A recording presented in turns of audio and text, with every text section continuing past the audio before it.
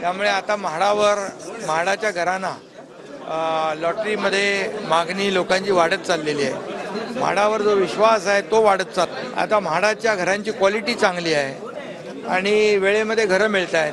त्यामुळे आणि पूर्णपणे या सिस्टीममध्ये जी कार्यपद्धती आहे पूर्ण पारदर्शकता आहे। त्याच्यामुळे कुठेही काही नाही, पूर्णपणे सिस्टीम जी आहे पारदर्शक केलेली आहे।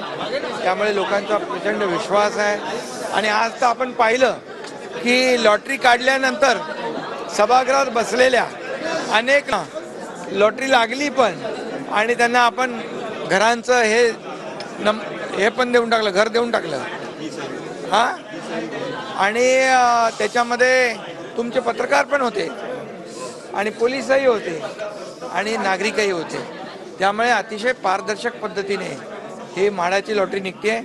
गेल्या आठवड्यामध्ये आम्ही पुणे पिंपरी चिंचवडचे 6400 घरांची लॉटरी काढली। आता परत या पुढच्या 3-4 महिन्यामध्ये आणखी लॉटरी काढली जाईल। आज ज्यांना घरं मिळाली त्यांचं अभिनंदन करतो आणि ज्यांना मिळाली नाहीत त्यांना शुभेच्छा देतो। पुढच्या लॉटरीत त्यांनाही मिळतील। 5 वर्षामध्ये साधारणपणे 2 लाख घर बांधण्याचा उद्देश आहे। काय नेमकं 5 वर्षात 2 लाख नाही 8 लाख घर। त्यामुळे यामध्ये आम्ही सर्वसामान्य लोकांना परवडणारी घरं मिळाली पाहिजे। पॉलिसीमध्ये आम्ही हे करतोय, परवडणारी रेंटल घरं, त्याचबरोबर वर्किंग वुमनसाठी घरं, त्याचबरोबर गिरणी कामगारांना घरं, जे कामगार आहेत काम करणारे उद्योगामध्ये त्यांना घरं, डबेवाल्यांना घरं मिळाली पाहिजे, पोलिसांना घरं मिळाली पाहिजे, पत्रकारांना घरं मिळाली पाहिजे।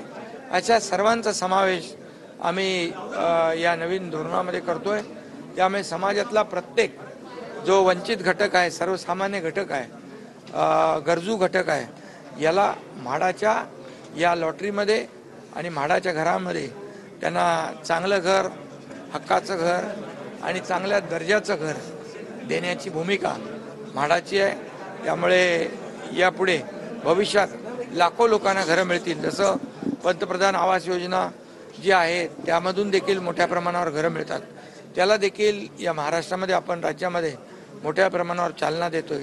त्यामुळे मोदीजी म्हणतात सर्वांना घरं, तसं महाराष्ट्रामध्ये देखील म्हाडाच्या माध्यमातून देखील जास्तीत जास्त लोकांना घरं मिळाली पाहिजे। आणि याचा म्हाडाचं देखील एक समूह विकास, एकत्रित विकास, क्लस्टर डेव्हलपमेंट याला देखील आम्ही प्राधान्य देतोय। जे प्रकल्प रखडलेत त्याला चालना देणं, त्याला मार्गी लावणं, मग ते म्हाडाचे आहेत, SRAचे आहेत, वर्षानुवर्षे पडलेले आहेत प्रलंबित, त्यांना देखील आम्ही शासनाच्या संस्था ज्या आहेत अंगीकृत त्यांच्या माध्यमातून टेकओव्हर करून त्यांना देखील पुनर्बांधणीचा मार्ग मोकळा करून, जे लोक आपल्या मुंबई ठाणे शहराच्या बाहेर फेकले गेलेले आहेत, अगदी बदलापूरपर्यंत, इकडे नालासोपारापर्यंत, त्यांना पुन्हा मुंबई आणि ठाण्यासारख्या शहरामध्ये त्यांच्या राहत्या घरांमध्ये पुन्हा घर मिळेल, अशा प्रकारची भूमिका आपली। 17,000 घरं आहेत, मागणी 31,000 घरांची आहे।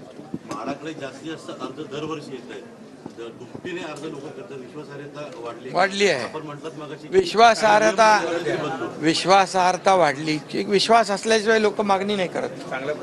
चांगला प्रतिसाद या म्हाडाच्या लॉटरीला मिळतोय आणि नगरविकास विभाग देखील माझ्याकडे असल्यामुळे शेवटी सर्वसामान्य माणसाला जास्तीत जास्त सोयी सुविधा मिळाल्या पाहिजे, त्याला परवडणाऱ्या किमतीत घर मिळालं पाहिजे, चांगल्या दर्जाचं घर